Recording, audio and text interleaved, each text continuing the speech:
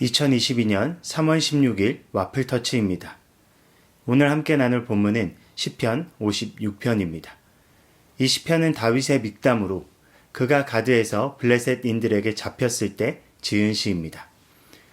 오늘 본문은 시편 34편과 같은 배경을 가진 시편으로 사무엘상 21장에 나온 이야기를 근거로 하고 있습니다. 다윗은 사울의 손을 피해서 블레셋 가드 성읍까지 도망치게 됩니다. 그런데 문제는 이 가드라는 곳은 다윗이 죽였던 골리앗의 고향이라는 점입니다. 블레셋을 대표하는 장수, 가드 사람들의 명예이자 자랑인 골리앗을 소년인 다윗이 말도 안 되는 방법으로 죽였습니다. 이것이 가드 사람들에게는 너무나 큰 수치였고 상처였을 것입니다. 그런데 시간이 지나 다윗이 그곳으로 도망칩니다. 그리고 결국 그들의 손에 붙잡힙니다. 가드 사람들은 자신의 영웅을 죽인 원수이자 적국의 영웅인 다윗을 너무나 손쉽게 잡았습니다. 너무나 불명예스러운 상황 속에 다윗은 꼼짝없이 죽을 위기를 마주합니다. 그 위기 속에 다윗이 쓴 시가 바로 오늘 시편입니다.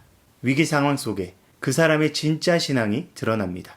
그렇게 우리는 이 시편을 통해 죽을 수밖에 없는 위기 속에 있는 다윗의 진짜 신앙과 고백을 마주할 수 있습니다. 다윗은 먼저 마주한 두려운 상황 속에서 하나님께서 자신을 불쌍히 여겨주시길 구합니다. 1절부터 2절입니다. 하나님이시여 나를 불쌍히 여기소서. 사람들이 나를 짓밟고 하루 종일 몰아붙이고 있습니다. 내 원수들이 종일 나를 추격합니다. 교만하게 나를 대적하는 자가 많습니다. 다윗은 자신의 상황을 사람들이 자신을 짓밟고 원수들이 추격하고 교만하게 대적하는 자들이 많다고 고백합니다.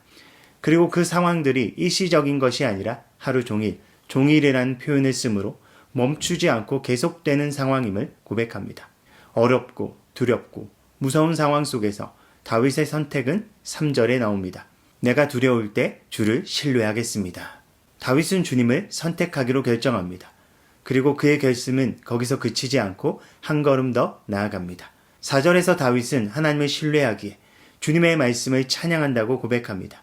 왜냐하면 사람이 자신을 어쩌지 못할 것을 믿기 때문이라고 고백합니다. 그는 믿음을 가지고 있지만 그의 상황은 여전합니다. 5절에서 다윗은 다시 한번 자신의 상황을 하루 종일과 항상으로 표현하며 고백합니다. 다윗은 하루 종일 곡해를 당하며 항상 해야 할 음모를 마주합니다. 다윗의 원수들은 공모하고 다윗을 계속해서 살피며 죽일 기회를 엿보고 있습니다. 7절의 개역개정 성경은 이렇게 고백합니다. 그들이 악을 행하고야 안전하오리이까. 다윗은 믿음을 고백하지만 그들이 행한 악을 마주하고야 안전할 것 같은 처참한 현실을 고백합니다. 그러면서 다윗은 자신의 모든 것을 아시는 하나님께 간청합니다. 8절입니다. 주는 나의 슬픔을 아십니다. 내 눈물을 주의 병에 담으소서. 내 눈물이 주의 책에 기록되지 않았습니까? 자신의 모든 상황, 그로 인한 모든 감정을 아시는 하나님께 호소합니다. 하나님께서 자신의 슬픔을 아심을 고백하며 지금 흘리는 자신의 눈물을 주님의 병에 담아주시길 간청합니다. 그리고 지금까지 흘렸던 모든 눈물과 아픔과 슬픔이 주님의 책에 기록되어 있다고 고백합니다. 하나님을 믿는다는 것은 바로 이것입니다. 하나님의 주권과 계획 아래 자신이 있다는 것을 믿는 것입니다. 다윗은 하나님께서 자신의 모든 것을 아심을 믿었고 하나님께서 자신의 편에 계신 것을 믿었습니다. 그렇기에 그는 다시 한번 믿음으로 고백합니다. 10절부터 12절입니다. 내가 하나님 안에서 하나님의 말씀을 찬양합니다. 내가 여호와 안에서 여호와의 말씀을 찬양합니다. 하나님을 굳게 믿습니다. 두려워하지 않을 것입니다. 사람이 나를 어떻게 하겠습니까? 오 하나님, 주께 한 서약을 기억합니다. 내가 주께 감사의 제물을 드리겠습니다. 다윗은 하나님 안에서 하나님과 그분의 말씀을 찬양합니다.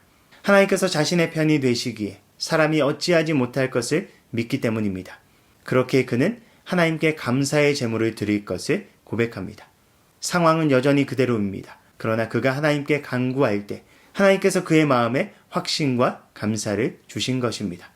그렇게 다윗은 13절에서 주님께서 자신을 죽음에서 건지시고 넘어지지 않도록 자신을 붙드셨다고 고백합니다. 그렇게 그는 자신의 삶을 결단하며 이 시편을 마무리합니다. 이제 나는 빛 가운데서 하나님이 보는 앞에서 걸어가겠습니다. 어려움과 문제 속에 우리 또한 두려움이라는 감정을 피할 수 없습니다. 두려운 상황일지라도 우리는 그 안에서 선택해야 합니다. 주저앉을지, 원망할지, 믿음을 가질지는 우리 선택에 달려 있습니다.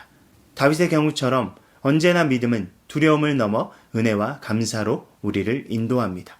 바울은 로마서 8장 31절부터 32절에서 우리가 두려워하지 않을 근거를 제시합니다. 그렇다면 우리가 이 일에 대하여 무슨 말을 할 수 있겠습니까?